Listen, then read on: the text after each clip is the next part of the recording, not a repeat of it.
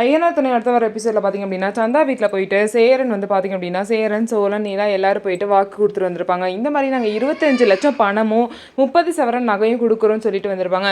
இதை வந்து வீட்டில் சொல்லும் போது அவங்க அப்பா ரொம்பவே டென்ஷன் ஆகி அவங்களுக்குலாம் இவ்வளோ இது கொடுக்கணும் அவசியமே இல்லை, ஒருத்தே இல்லை, இவன் வேணும் அப்படின்னா எப்படியாவது அம்மா அப்பா கிட்ட பேசி வர வேண்டியதுதானே அப்படின்னு சொல்லிட்டு அவங்க அப்பாவும் ரொம்பவே டென்ஷன் ஆகி கத்துறாரு.